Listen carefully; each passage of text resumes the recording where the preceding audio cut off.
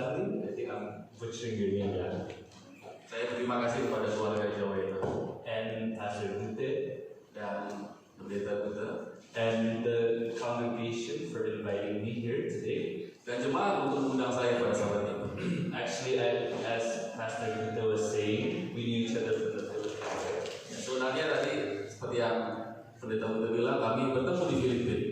And actually, I came to him when I needed his help with my grades. I had a class that I needed to do for you. It was, sorry, go ahead. Oh ya, ada pernah beliau juga waktu itu minta bantuan dari kami, dari saya maksudnya. Yeah, because we had to have what they called a senior pastorship.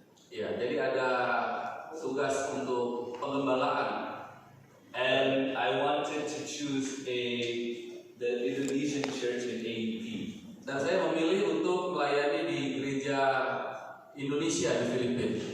And Pastor Gute was the leader of the church at that time. Dan waktu itu pendeta Buta adalah gembalanya di situ. But because I was so busy, Tapi karena saya sangat sibuk, I wasn't able to attend any of the meetings. saya tidak bisa hadir dalam setiap rapat. And Pastor Gute was still patient enough to still let me pass. Dan pendeta Buta tetap berbaik hati untuk mengizinkan saya lewat dari hal tersebut. So I wouldn't be a pastor if it wasn't for this man. Ya, karena karunia Tuhan beliau bisa menjadi pendeta hari ini. I can understand. Okay, so anyway, so today we want to study the Bible. We want to study this thing that I've been preaching in my church that I'm serving called Behind the Scenes. Jadi saat ini saya akan bawakan satu khotbah yang juga saya bawakan di gereja saya dengan judul Di Balik Layar. And in movies, when you buy a DVD, you have what they call behind the scenes, right? Dalam sebuah film kalau Anda beli DVD biasanya ada cerita di balik layar. And in these DVDs, in these behind the scenes, you get to see how things are made. Dan di balik layar ini kita bisa tahu apa yang dibuat. So for the young people, when you watch the Avengers, obviously the Hulk isn't that big. Dan kalau orang muda lihat film Avenger, ya Hulk itu iya nggak sebesar itu sebenarnya. CGI. Dia itu karena teknologi namanya CGI. Okay, so I want to take a look at a specific story and take a look at the behind the scenes. Dan saya mau ngajak kita untuk melihat satu cerita secara khusus dan apa yang terjadi di balik layar. And this story is about the passion of Christ. Dan cerita ini adalah tentang hasrat dari Kristus.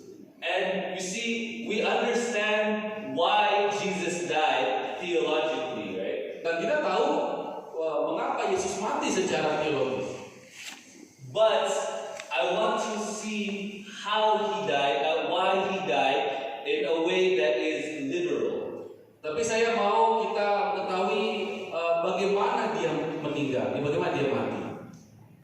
Because how does a man who was doing so much good, who was loved by the people, all of a sudden get killed by the people? Jadi bagaimana seorang yang baik itu bisa dibunuh oleh orang lain? So I want to specifically focus on Peter today. Jadi secara khusus kita akan belajar dari seorang yang bernama Petrus. So in previous weeks at my church, we studied the Roman soldiers and the governor. Sebelumnya di gereja beliau berkhotbah tentang tentara Roma dan gubernur.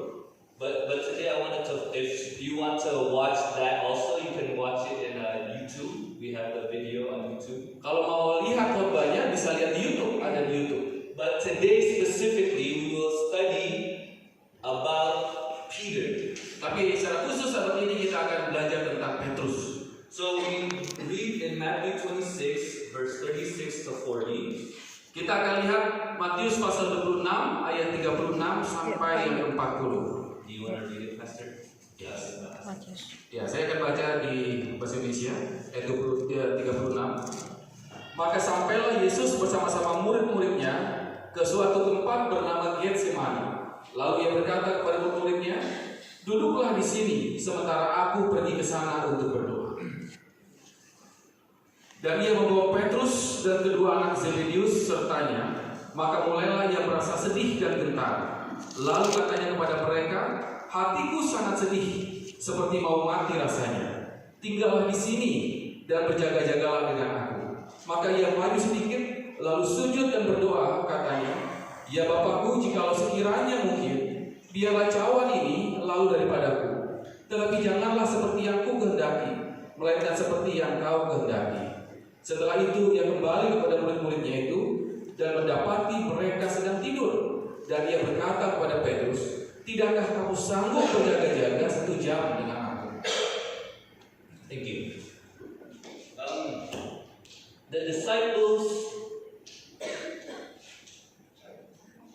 The disciples were people who were willing to follow Christ, but there's something that happened at this particular time.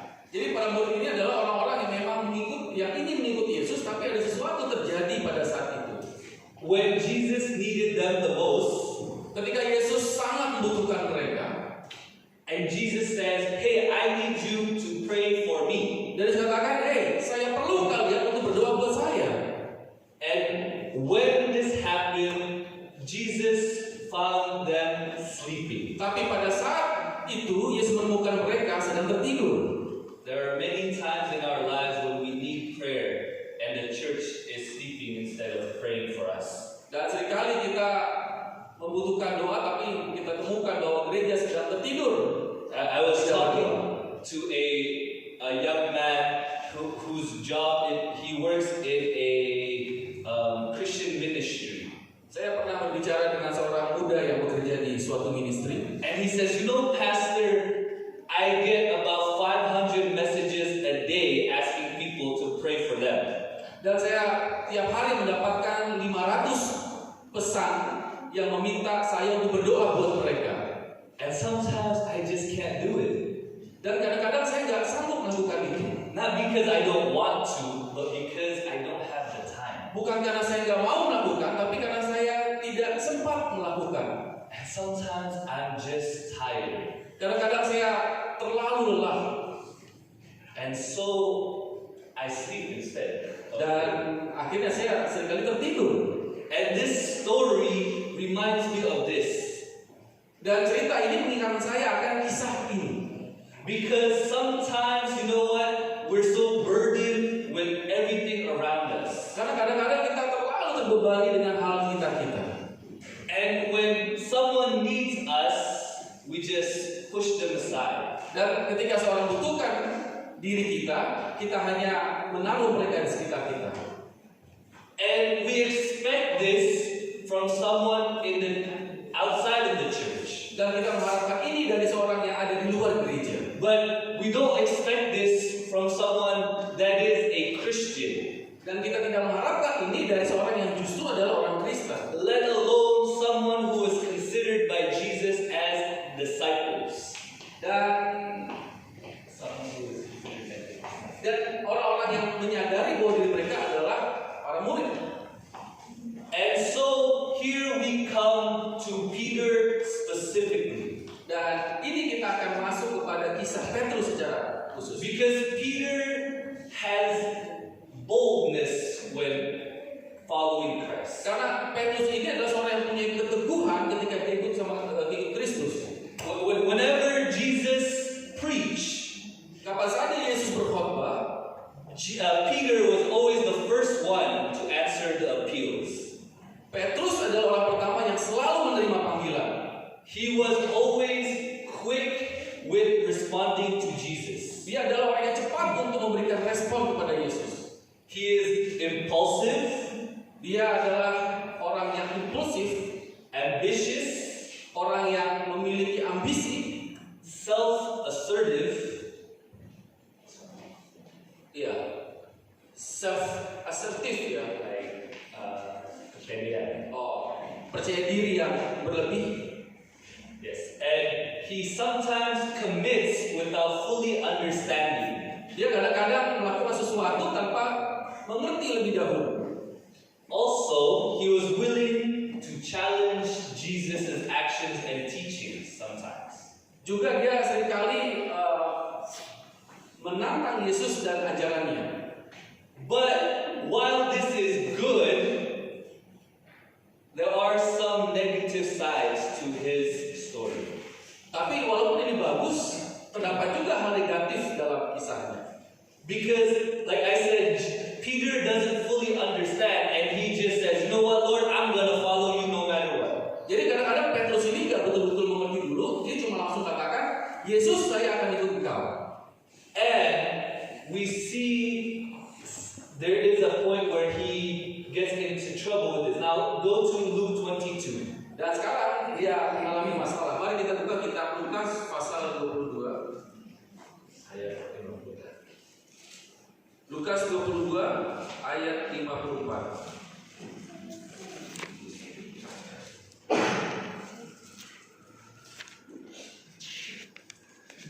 Ayat 54, lalu Yesus ditangkap dan dibawa dari tempat itu. Ia digiring ke rumah imam besar dan Petrus mengikut dari jauh. Di tengah-tengah halaman rumah itu orang memasak air dan mereka duduk mengelilinginya. Petrus juga duduk di tengah-tengah mereka. Seorang hamba perempuan melihat dia duduk dekat api. Ia mengamati-amatinya lalu berkata, juga orang ini bersama-sama dengan dia. Tetapi Petrus menyangkal, katanya, bukan, aku tidak kenal dia.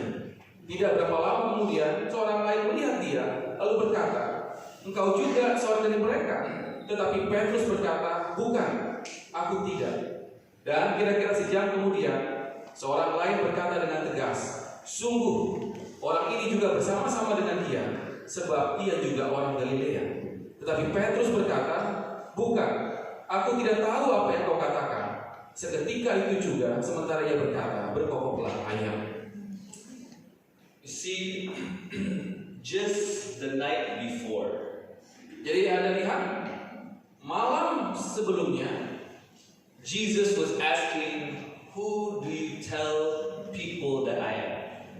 Yesus bertanya, menurutmu aku ini siapa? And the first person to answer, as always, was Peter. Dan orang pertama yang menjawabnya itu seperti biasa adalah Petrus. Peter was confident saying, what did he say? Do you remember what he said? Ingat apa yang Petrus jawab? He said, you are son of the living God. Petrus menjawab, engkau adalah anak Allah yang hidup. And so we get to the next day and we see Peter afraid. Dan keesokan harinya kita dapati Petrus takut. And see, what this tells me is Peter was okay to be Adventist. Peter was okay to be a Christian when things are good. Jadi kisah ini bagi saya menggambarkan ketika keadaan aman menjadi orang Kristen itu oke-oke aja. When we're doing well at work, we can be proud to be a Christian. Ketika pekerjaan kita baik, kita bisa bangga menjadi orang Kristen. When we get a little extra money from work and we write on our face, man, God is good. Ketika kita mendapatkan uang yang lebih dari pekerjaan kita katakan Allah itu baik. When we get a little bonus, hey, God blessed me. Ketika kita mendapatkan bonus dari pekerjaan kita katakan Allah berkati saya. But when something bad is happening, tetapi ketika satu hal yang buruk terjadi, no, I'm gonna fix this on my own. Saya mau ganti dari cara saya. Look, you get phone calls as a pastor. You say, look, pastor, I can't come to church right now. Pendeta, saya tidak bisa datang ke gereja hari ini. You get phone calls saying, pastor, I can't come to Bible study because I'm going through something. Anda menelpon pendeta, katakan, pendeta, saya tidak bisa datang Bible study karena ada sesuatu yang harus saya lakukan. But I suggest that those times when we are struggling are the times that we need God the most. When we need that Bible study the most. Jadi saya menyarankan ketika hal-hal itu terjadi, pengalaman terjadi, itulah waktu ketika kita butuhkan Yesus lebih besar lagi. And it was during these times that the church will be tested. Dan inilah waktu di mana gereja diuji. The church will be tested in how faithful you really are. Gereja akan diuji ketika dilihat seberapa setianya Anda. See, it's okay to be a Christian when times are good, but it's a lot harder when things are not going your way. Ketika keadaan baik, oke-oke aja menjadi Kristen, tapi ketika keadaan menjadi sulit, susah untuk jadi orang Kristen.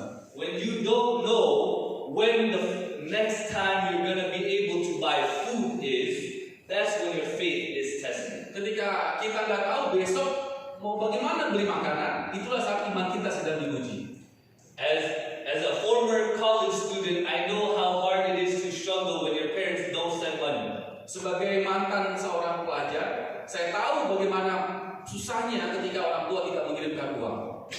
And you're like, man, how am I going to eat? And you're like, Lord, and you start asking your friends, and instead of praying to God, you start like, hey bro, can I do this, this, this, this, and this? Dan saya katakan, aduh Tuhan, gimana ini? Dan cerita sama teman, kita harus bikin apa? Saya bikin apa ini? But you see, with Peter's case, tapi sudah lihat dengan kisah Petrus ini, Peter was so confident before. Petrus sangat percaya diri sebelumnya. What happened to that confidence in God? Apa yang terjadi dengan percaya diri itu di dalam? You know what I love about this particular chapter? Saya suka dengan pasal ini secara khusus. There's something that happened in this story in the very next verse. Can you go to verse 61? Ada sesuatu yang terjadi di pasal di ayat 61. Lalu berpalinglah Tuhan memandang Petrus, maka teringatlah Petrus bahwa Tuhan telah berkata kepadanya, sebelum air berkokok pada hari ini, engkau telah 3 kali menyangkal aku. See, in the other chapters, when we see that when Peter neglected Christ 3 times, in the other chapters, it says the crow cocked 3 times. Cock, right? Yeah. The rooster crowed.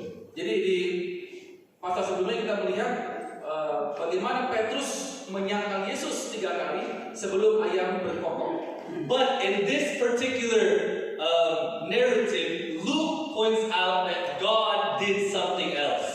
Tapi di ayat ini kita melihat cerita Allah melakukan sesuatu yang lain. See, imagine as you're going to be crucified. Bayangkan ketika Anda akan menghadapi penyaliban. You're walking and everyone is probably yelling at you. Anda berjalan dan Anda lihat orang-orang meneriaki Anda. And as you're walking, people are yelling, people are probably throwing things at you. Dan Anda lihat orang bukan hanya berteriak, tapi melempari Anda dengan sesuatu. And Jesus, the Bible tells us, just kept his head down. Dan Yesus hanya menundukkan kepalanya. He didn't respond to any of the things that anyone else was doing. Dia tidak memberikan respon atas apapun yang orang lakukan, except for Peter. Kecuali untuk Petrus. The Bible tells us the Lord turned and looked at Peter. Alkitab katakan Yesus berpaling dan melihat Petrus. Really? You don't know me, Peter? Yesus katakan, benarkah kau tidak mengenal aku, Petrus? Weren't you not the one who said, Lord, help me, I am drowning? Bukankah kau yang berteriak, Tuhan tolong aku sudah mau tenggelam? Were you not the one who cast out demons in my name? Bukankah kau mengusir setan demi namaku? You don't know me, Peter? Apakah kau tidak mengenal aku, Petrus? Jesus is on his way to begin his mission, paying the price for your sins. Yesus yang sementara sedang dalam perjalanan untuk menebus dosa. And as he's on the way, he hears you neglecting him. Dan dia mendengar Anda sedang menolak dia. See, Jesus looks and turns at the people who know him the best. Yesus melihat kepada mereka yang mengaku mengenal dia dengan sangat baik. The ones that claim to be a deacon, an elder, a pastor in the church. Mereka yang bekerja sebagai diakon, ketua, bahkan pendeta dalam gereja. The ones who claim to be Adventists. Mereka yang mengaku sebagai seorang Advent. The ones who claim to be a good, loving Christian. Mereka yang mengaku sebagai seorang Kristen yang penuh kasih. and then you go around whispering gossips everywhere. Jesus turns and looks at you. Tetapi kemudian mereka adalah orang yang bergosip dan Yesus berpaling untuk melihat mereka. See, Jesus turns and looks only at Peter because Peter should have known better. Yesus berpaling dan hanya melihat Petrus. Because Peter knows what is right.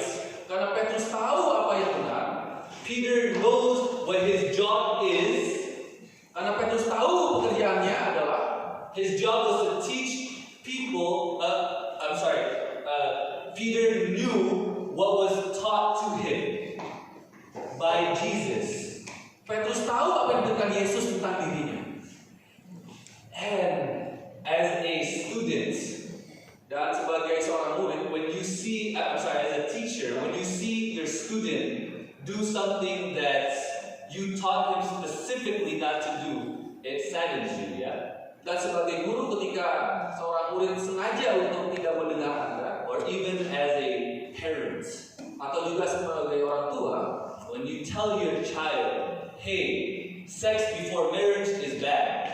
Ketika orang tua mengatakan, hey, melakukan hubungan suami istri sebelum menikah adalah, and then they come to you, mommy, I'm pregnant. Dan kemudian seorang anak gadis datang kepada ibu mengatakan, mama, aku hamil. And it saddens you because they should have known what is right. Nah, ini mengecewakan karena mereka tahu apa yang benar yang mereka lakukan sebenarnya. And at those times when we don't do the things that we know is right, the Lord turns and looks at us. Dan waktu itulah Yesus akan berpaling untuk melihat kita. See, today as Christians, hari ini sebagai seorang Kristen, we know that God has given you the power to do what is right. Kita tahu bahwa Allah memberikan kuasa kepada kita untuk melakukan apa yang benar.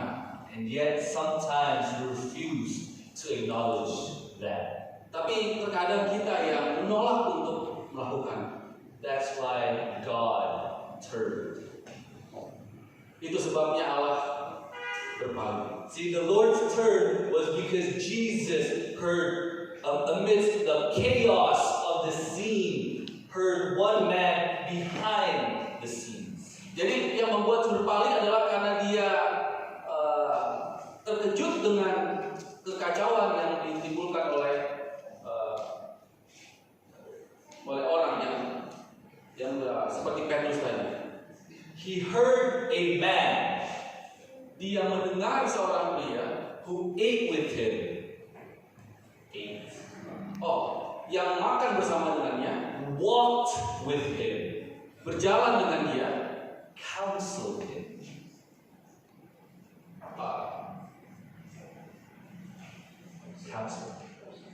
Counsel ya. Konsultasi ya. Berdiskusi dengan dia. Say, I don't know who this guy is. Dan kemudian dikatakan, saya tidak kenal orang ini. The Lord turns with every morning. Yesus berpaling setiap hari. When you read the Bible, saat Anda melihat Alkitab Anda, spend time talking to God. Gunakan waktu untuk berbicara dengan Dia. But you handle people without compassion.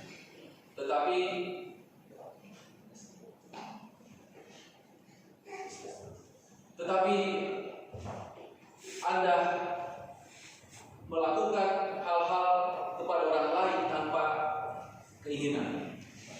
The Lord turns because even though He has blessed you with means, you're still not able to treat your spouse with kindness. Allah berpaling karena melihat Anda tidak memperlakukan pasangan Anda dengan baik. See, I want to tell you the story of the first time I ever brought a non-Adventist into the church. Saya mau menceritakan kisah saya ketika saya. And it was, well, first of all, in the United States, I used to work as a club promoter. Di Amerika saya bekerja sebagai seorang promoter di sebuah klub. And I was able to, after I was baptized to the Adventist church, I was able to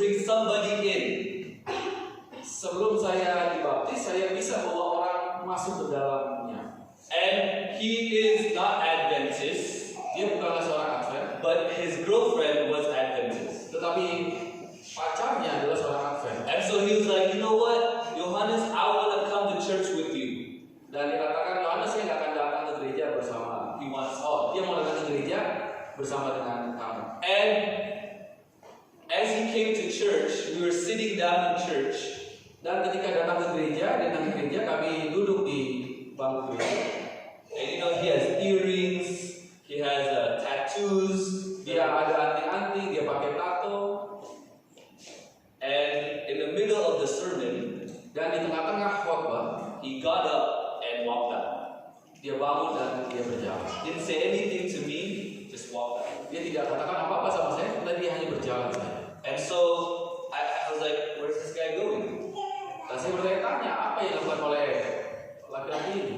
So I chased after him. I said, bro, where are you going? Kemudian saya bertanya, kamu kemana? He says, I'm never coming back here. Dikatakan saya nggak akan lagi datang ke sini. I said, why? Saya tanya kenapa? He says, because the whispers were louder than your sermons. Dia katakan karena bisik-bisik lebih besar daripada khotbah itu sendiri. See, the Lord turns when we're so focused on the whispers of some guest that is coming. Jadi Allah berpaling karena melihat ternyata kita itu lebih banyak berbisik-bisik kepada satu sama lain ketika melihat seorang yang datang. I'm not gonna lie, church is where I found God. Saya tidak mau berbohong, saya katakan bahwa gereja adalah tempat di mana saya menemukan. But it's also where I learn how to judge. Tapi juga ada tempat di mana saya belajar untuk menghakimi. And studying many different churches, dan mempelajari banyak gereja yang berbeda-beda. I believe the Adventist Church is God's last day church. Saya percaya bahwa gereja Advent adalah gereja Allah yang terakhir. But we need to be more loving. Tapi kita perlu untuk lebih saling mengasihi. You get to talk to people that left the church. They say, you know what? So many people are just talking about me and the sins that I committed. Saya orang seringkali berbicara mengatakan bahwa gereja ini tempat orang membicarakan diri saya. And at some point we were more concerned with the sins of others than our own sins. Dan pada satu titik kita lebih memperhatikan dosa orang lain dibandingkan dosa diri kita sendiri. And during these times, dan pada saat ini is when the Lord turns and looks at the Adventist church. Adalah saat di mana Allah memalingkan wajahnya dan melihat kepada gereja Advent. Let's go to John 21. Mari kita melihat Yohanes pasal 21. I think we read this earlier. Ya. Kita sudah baca ini di bagian awal tadi. Let's read this again. Yohanes pasal 21 ayat yang ke-19 sampai 22. Saudara boleh buka kitab Anda juga supaya kita sama boleh membacanya. Ayat 19. Dan hal ini dikatakannya untuk menyatakan bagaimana Petrus akan mati dan memuliakan Allah. Sesudah mengatakan demikian, ia berkata kepada Petrus, "Ikutlah aku." Ketika Petrus berpaling, ia melihat bahwa murid yang dikasihi Yesus sedang mengikuti mereka, yaitu murid yang pada waktu mereka sedang makan bersama duduk dekat Yesus dan berkata, "Tuhan, siapakah dia yang akan menyerahkan Kau?" Ketika Petrus melihat murid itu, ia berkata pada Yesus, "Tuhan, apakah yang akan terjadi dengan dia ini?" Ayat 22. Jawab Yesus, "Jikalau aku menghendaki supaya dia tinggal hidup sampai aku datang, itu bukan urusanmu, tetapi Kau ikutlah aku." See, previously in this chapter, Peter sees Jesus. Tetapi sebelumnya dalam pasal ini sebelumnya, Yesus melihat Petrus. And Peter comes to Jesus asking for forgiveness, and Jesus asks him the 3 questions, right? Petrus datang kepada Yesus dan memohonkan pengampunan dan menanyakan 3 hal ini. Jesus asked, "Do you love me?" Yesus bertanya, "Apakah engkau mengasihi aku, Petrus?" 3 times Jesus asked, "Do you love 3 kali Yesus bertanya, Petrus, apakah kau mengasihi aku? 3 times Peter replied, I love you. 3 kali juga Petrus menjawab, ya, aku mengasihi engkau. And 3 times Jesus replied, feed my sheep. Dan 3 kali juga Yesus menjawab, berilah makan domba-domba. But then we read verse 19. Tapi kemudian kita membaca ayat yang ke-19. Because in verse 19, when we read this, we read that yes, Peter is being told to follow Christ again. Di ayat 19 ini kita melihat sekali lagi Petrus diminta untuk mengikut Yesus. And then in verse 20, Dan kemudian di ayat 20, Peter asked, but God, what about that one guy that betrayed you? dan Petrus bertanya, Tuhan, bagaimana dengan orang itu yang menyangkal engkau? Because in Peter's mind, he understood that there was 2 people that betrayed Jesus that day. It was Peter and Judas. Karena waktu itu dia tahu bahwa ada 2 orang yang akan menyangkal dia, yaitu Petrus dan Yudas. And Peter felt, you know what, I'm good with God now. Dan Petrus berpikir bahwa saya baik-baik saja dengan Tuhan. So, you know what, God has forgiven my sin, but what about Judas? Dia berpikir Yesus sudah mengampuni aku. Bagaimana dengan Yudas? Lord, you know, what are you going to do with Judas? Ya, bertanya-tanya, Tuhan, apa yang kau lakukan dengan Yudas? Here we see Peter is missing the point again. Di sini kita melihat lagi-lagi Petrus kehilangan poin. Because Jesus wanted him to follow, not to worry about the things that transpired. Karena lihat, Yesus ingin Petrus ikut untuk mengikut, bukan untuk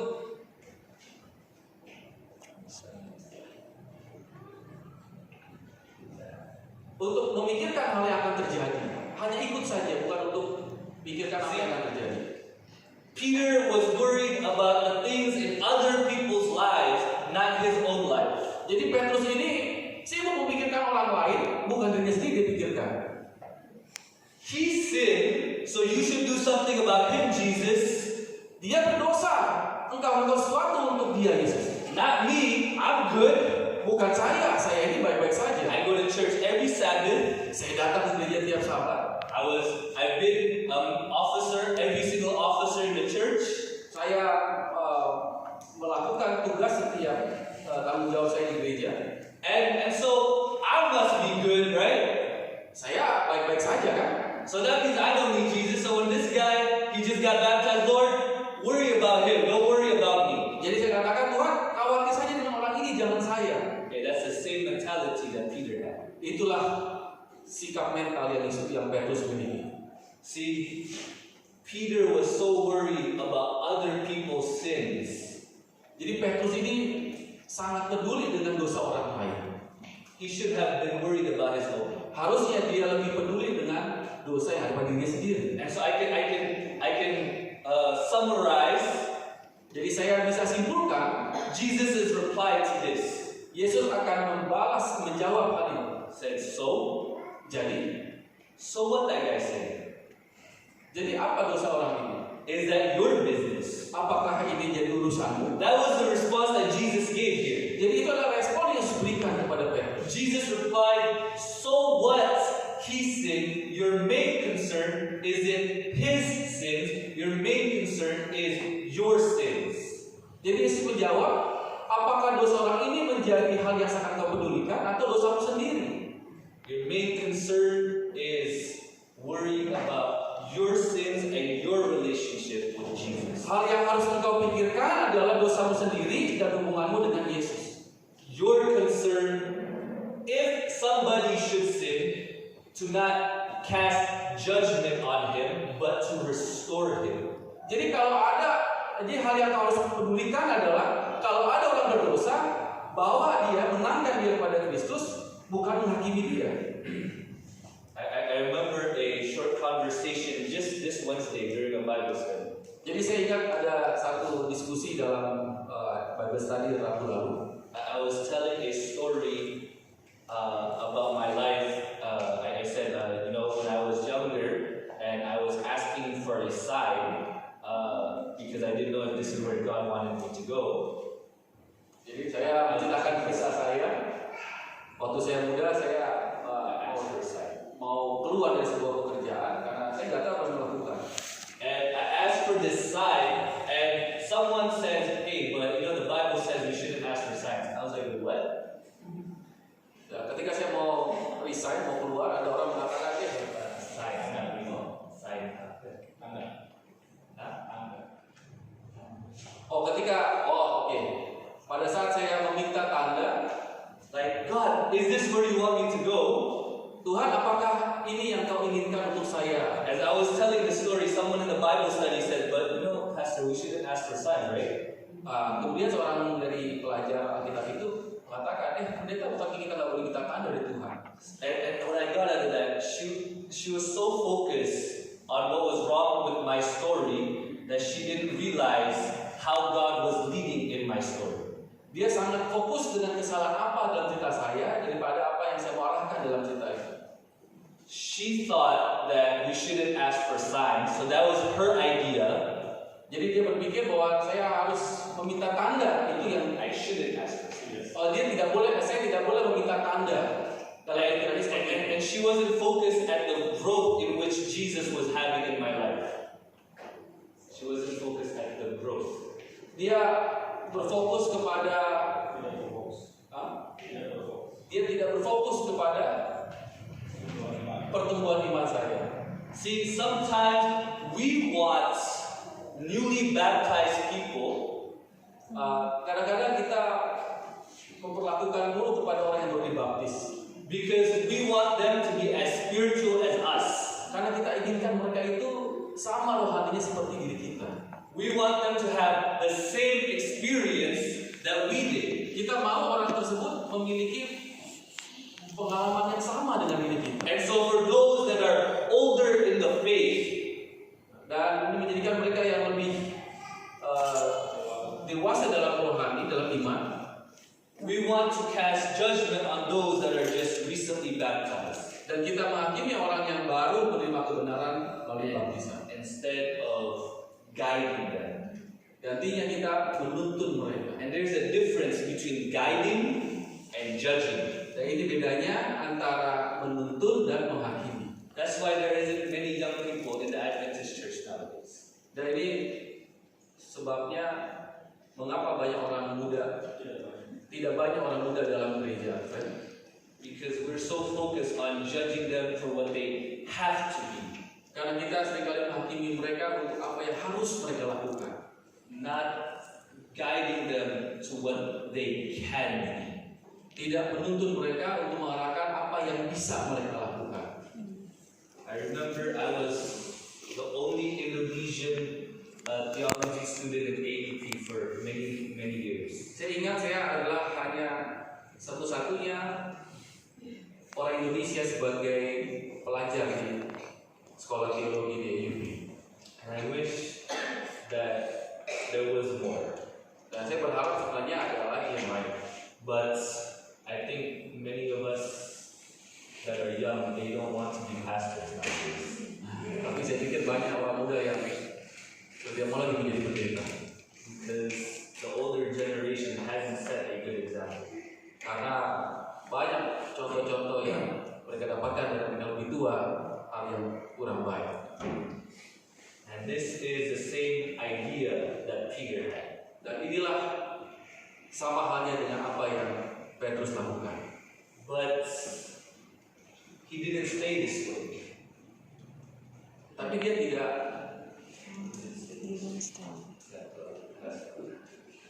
selalu begitu dengan hal ini. He grew. Dia bertumbuh. And we'll see how he grew. Watch this.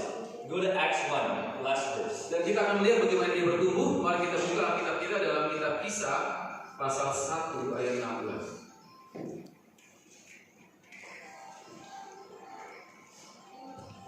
Now, before we read, remember what he asked about Judas? Sebelum kita lanjutkan, ingat apa yang dia minta kepada Yesus He tentang said, Judas. it's like, Lord, what about Judas? What are you going to do with Judas? Dia katakan, Tuhan, apa yang kita harus buat dengan Yudas ini? Now watch what he says next. Dan lihat apa yang dia katakan selanjutnya, ayat 16. Hai saudara-saudara, haruslah genap nas kitab suci yang disampaikan Roh Kudus dengan perantaraan Daud tentang Yudas, pemimpin orang-orang yang menangkap Yesus itu.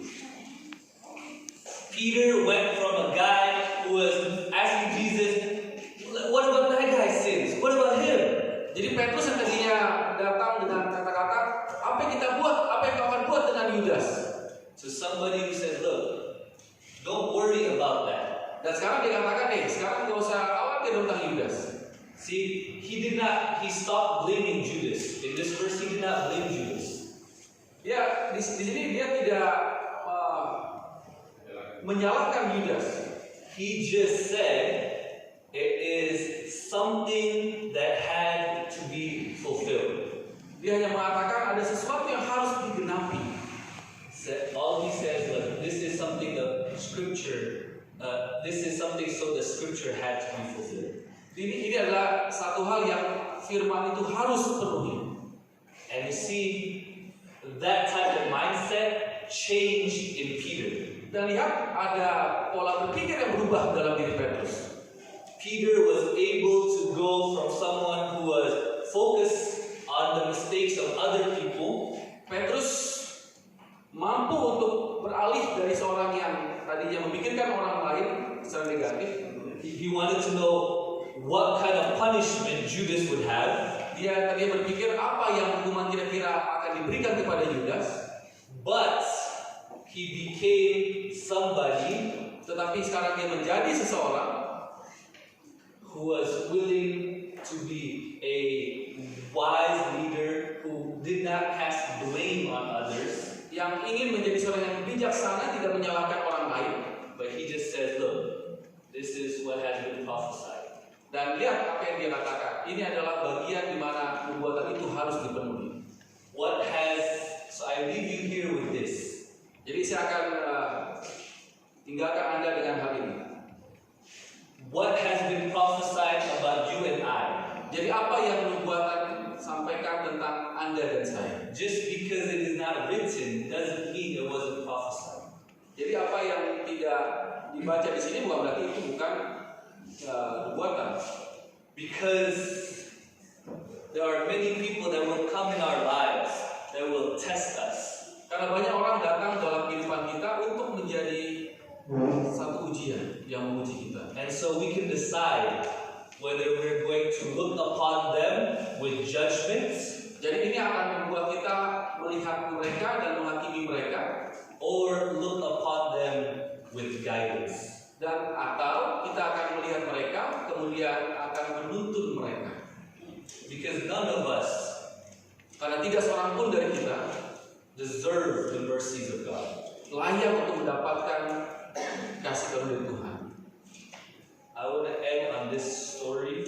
Saya ingin mengakhiri ini dengan sebuah kisah. There was once a man. Satu kali ada seorang pria. He was in the Navy. Dia bekerja sebagai angkatan laut, tentara. And in 1748, while he was at sea, pada 1748, pada tahun 1748, he was at sea. Dia berada di atas laut.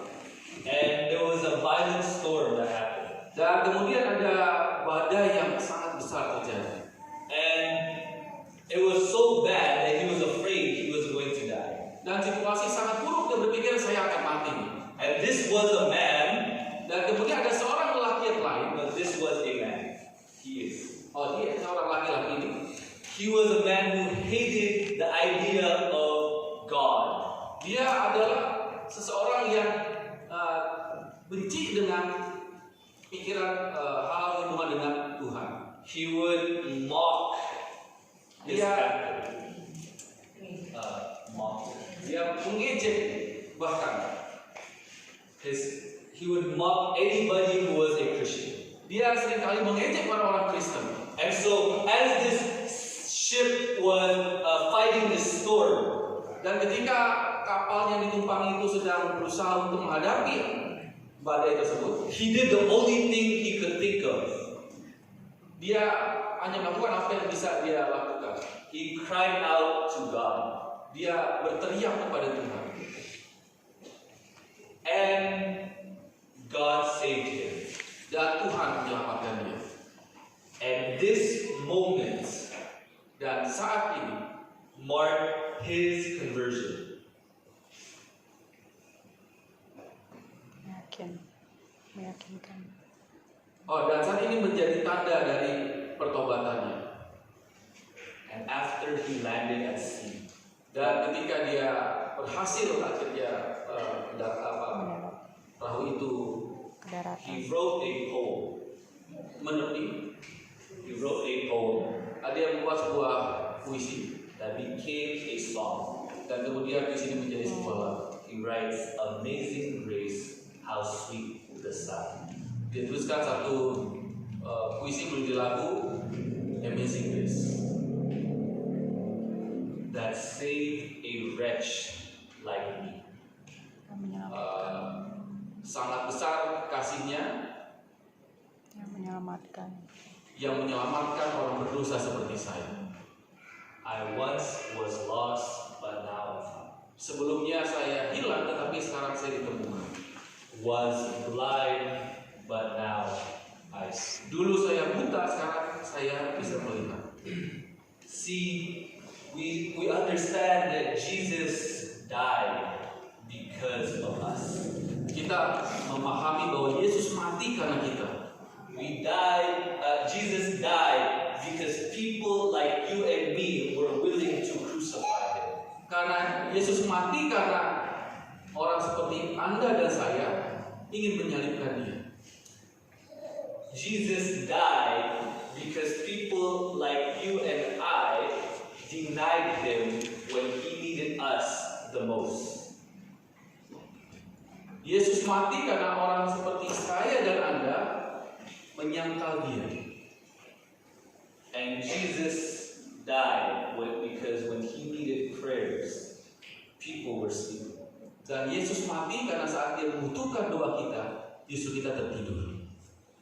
And so today, but despite all of that, ya, Tetapi he still died for us. dia tetap memilih untuk mati bagi kita. He still died because he knew what a changed life can do. Dia tetap mati karena dia tahu perubahan hidup seperti apa yang akan terjadi. And that was the moments where you can claim to overcome whatever issues that you have in your life. Dan itu adalah saat di mana kita bisa meminta hal itu dalam kehidupan kita. And so I close with this appeal. Dan saya akan tutup khotbah ini dengan satu panggilan. Perhaps there's some of you that have not been doing the things that you should be doing. Mungkin ada di antara kita yang harusnya melakukan sesuatu tapi kita tidak lakukan. It doesn't matter what it is, you know it. Tidak masalah apapun itu, saudara yang lebih tahu. You know when there's nobody around how you treat other people. Anda tidak tahu apa yang di sekitar Anda yang bagaimana perlakukan mereka. And you know that you shouldn't be doing the things that you're doing, but you do anyways. Anda harusnya lakukan sesuatu yang Anda ketahui mau lakukan, tapi Anda lakukan yang berbeda.